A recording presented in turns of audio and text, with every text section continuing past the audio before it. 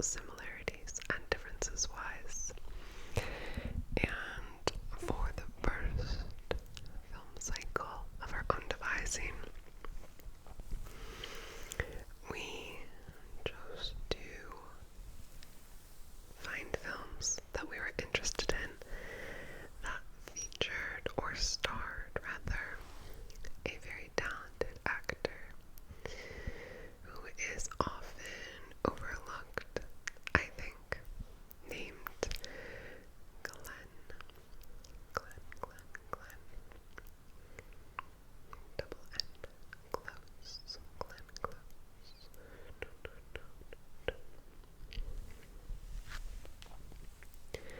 I actually had not seen quite a few of her movies, so it was the perfect selection for us. We had a lot of good stuff to watch. All I really knew about her was that she had been snubbed at the Oscars like 8 times, right? And so I was like, I haven't seen her acting enough. I need to see her acting. People say she's a great actor. So that's who we chose. So I'm gonna go through each of the 4 movies, all of which are movies that I would recommend to you. Like, they're all really good. And tell you what I liked about them, tell you a bit about her character. No spoilers though, so don't worry. And then rank them at the end.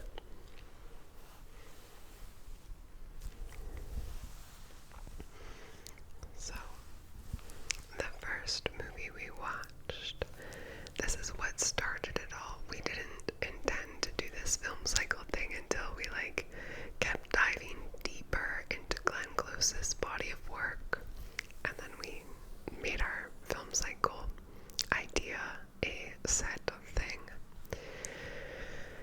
It all started with the first movie because a friend brought it up, because my friend has an idea for a story that is similar to this movie.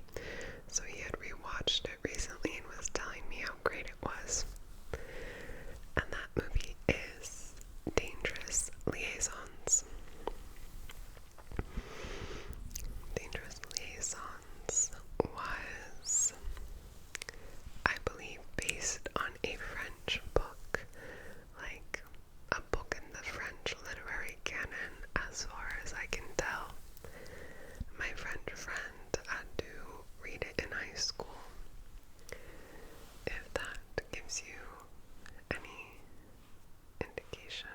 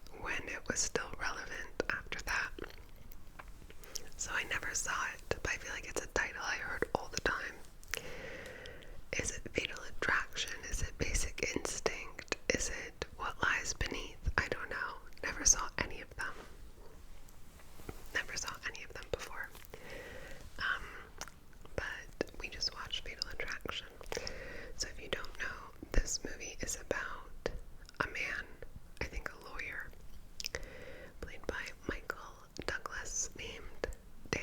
His name is Dan. And he's married with a daughter. Lots of great faces in these movies, actually. His wife, I think the actor's name is Annie Archer, something like it. She has a wonderful face. Glenn has a wonderful face, such a strong chin, just so expressive. In all of these characters, I would say, like, Glenn's signature is like restraint and like hidden rage, and she's just so good. Anyway, Dan is married, but he has an affair. No spoilers. He has an affair with this woman named Alex that he meets at a work event when his wife is out of town. And they have fun, but then Alex, who has been playing it kind of like, I'm a cool girl, don't worry about me, I'm a cool girl, like, this is just fun, gets more attached to Dan. There's some talk about this movie where it's like the woman is hysterical in many ways, and that's kind of giving like a bad illustration of female anger as this very hysterical anger. But I actually think for the time it's a really fascinating movie because it's almost like a horror movie designed for men, like a psychological thriller designed for men. I don't want to spoil it, but it gets really intense. Yeah, it gets really intense, and it's very entertaining. It's like definitely like a theater filler type script. Like, you can tell the beats are all there and it escalates properly and all of that, to where it would be very popular, and is very popular, was very popular. So I thought it was gonna be lame because of that in a way, but it was just a very tightly written movie and well worth a watch. Really well acted, I think. There's this monologue. It's not quite a monologue, it doesn't go on too long, but where she says, she's in her kitchen and she's talking to him and she's like, well, what am I supposed to do? You don't answer my calls, you don't call back. I will not be ignored, Dan. I will not be ignored, Dan. And the way she says it is just like amazing. Obviously, it's Glenn Close. So, then the third movie we watched was called Reversal of Fortune. My ring got turned around. Reversal of Fortune. This movie was filmed in 1990. I'm not doing this right there, 90. And I believe it's based on a book that Alan Dershowitz wrote about a real case. Alan Dershowitz is a lawyer. But basically the story is that this woman, this famous celebrity, like socialite woman, in her middle age, she falls ill and falls into a coma. And people say that her husband killed her. And so he hires a lawyer to prove that he did not. And the whole time you're kind of figuring out if he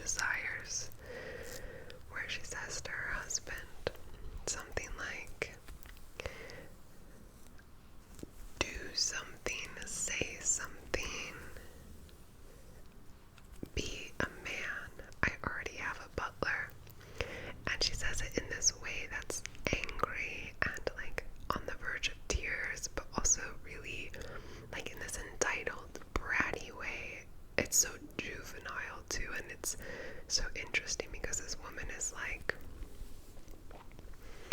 you know, in her 40s or something. It's a very good scene, and it's a good movie. So, then the fourth movie we watched was a newer one called The Wife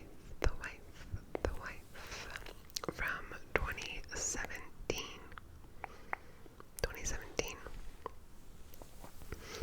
In this movie, Glenn Close plays the wife to a writer man named Joe Castleman, and her name is Joan. Whenever in a well-written story or movie, I feel like whenever the names are similar, there's a reason, and in this one there is a reason. I just always have like my eye out for that kind of thing. Yes, so Joe gets a call that he has won the Nobel Prize for Literature. So he and his wife Joan are going to Sweden to accept the award, and they're taking their son as well, their grown son, who also wants to be a writer, but is like so dopey.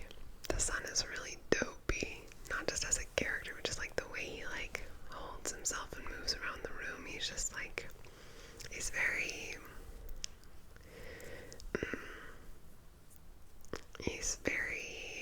much seeking his father's approval at all times instead of really striking it out on his own, you know.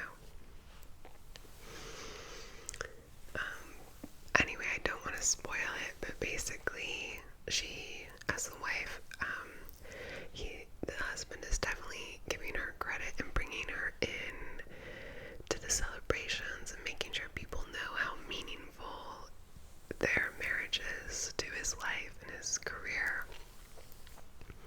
But for various reasons, she feels slighted, maybe a little sidelined, and so that kind of comes out as the movie goes on, why she feels that way.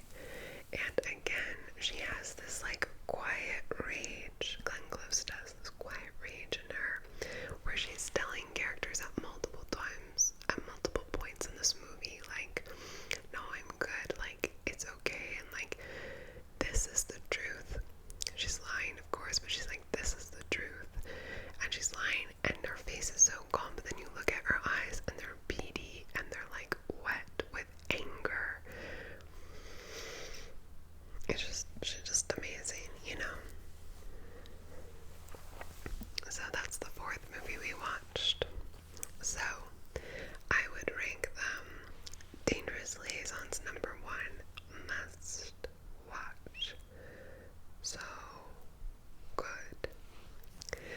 Then I would rank, I honestly, like, I feel this is kind of a cop-out, but Fatal Attraction and The Wife are tied, but maybe Fatal Attraction slightly higher because it feels to me like this kind of classic from that era. Although that's just based on my perception of like what my parents and their friends were watching. Yeah, and The Wife is good. It's very good. And then fourth, I would put Reversal of Fortune, which is very good.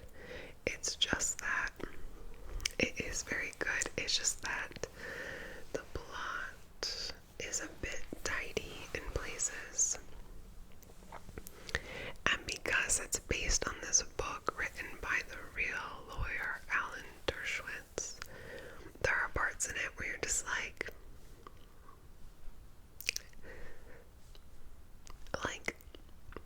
you know, the lawyer is taking on a case for this in the court of popular opinion, like this guilty man, this bad man. And so like there's a scene, for example, where his students who are supposed to help him do research for the case are like, why did you take this case on? Like, you're supposed to be this noble lawyer. So why are we all here? Why did you do this? Like, you need to check your values, basically. And he gets on a little soapbox and he like proves to them that it's a worthy case, where he's like, I don't think he got a fair and just trial, and like, wouldn't you like for that to be protected in this country, and like all this stuff. And like, then the student who's challenging him is like, oh yeah, good point. And you're just kind of like, I don't know, it felt like very like set up for him to like spike and be like, I'm a great lawyer kind of thing. And I mean, he is a famous lawyer. I guess he's good. I don't know anything about him, but in the movie it felt a little unsatisfying, like a little off in just like one or two places. Just about the lawyer stuff, or like his ex, the lawyer's ex is helping him with the case, and you're like, ooh, his ex, and there's all this like tension in the air, and they're like, it's kind of like the movie wants you to think like, will they, won't they get back together? And they don't, like, not even close. It's not developed at all. So you're like, why is that in there? Why is that included? It has nothing to do with anything. It doesn't add anything. It's very distracting, if anything, and boring, because again, it doesn't develop. But you're like, I bet that was in the